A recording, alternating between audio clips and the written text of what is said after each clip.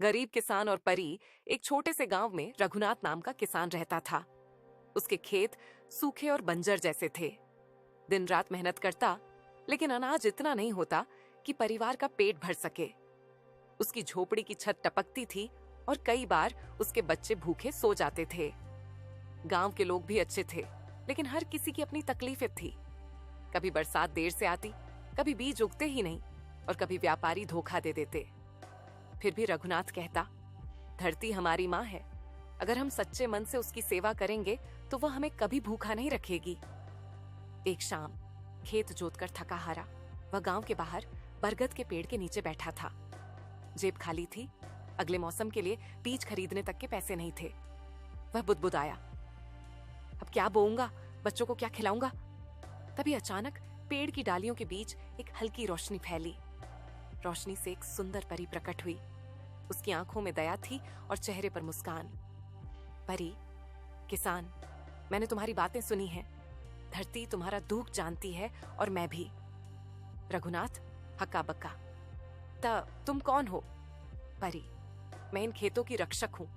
मैं तुम्हें सोना चांदी नहीं दे सकती, लेकिन एक वरदान दूंगी। उसने जमीन को छुआ और वहीं एक छोटी पोटली आ गई। परी, ये जादुई बीज हैं, मगर याद रखना, ये तभी फलेंगे जब तुम इन्हें ईमानदारी से बोओगे और उनकी उपज सबके साथ बांटोगे। रघुनाथ ने श्रद्धा से सिर झुका दिया। मैं वचन देता हूँ हे देवी, मैं अपने गांव वालों से कभी स्वार्थ नहीं करूंगा। अगले दिन उसने पूरे मन से बीज बो दिए। कुछ ही दिनों में सूखी जमीन पर हरी हरी फसल लहलहाने लगी। पौधे ऐसे बढ़े मानो आकाश को छू लेंगे। जल्द ही खेतों में सोने जैसे गेहूं की बालियां झुककर किसान की मेहनत को प्रणाम करने लगीं। गांव वाले हैरान होकर बोले, अरे रघुनाथ, ये चमत्कार कैसे हुआ? वह मुस्कुराया और बोला, ये मेरा नहीं, धरती माँ का चमत्कार है। उसने सिखाया है कि ईमानदारी और बांटने में ही असली बरकत है। यह फसल हम सबकी है। उसने अनाज सबसे पहले गरीब परिवारों में बांटा।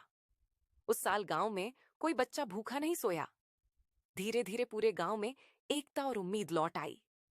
कुछ रातों बाद परी फिर बरगद के नीचे प्रकट हुई। परी, किसान, तुमने अपना वचन निभाया। असली जादू बीजों में नहीं, तुम्हारे दिल में था। जब तक तुम बांटते रहोगे, ये धरती कभी बंजर नहीं होगी।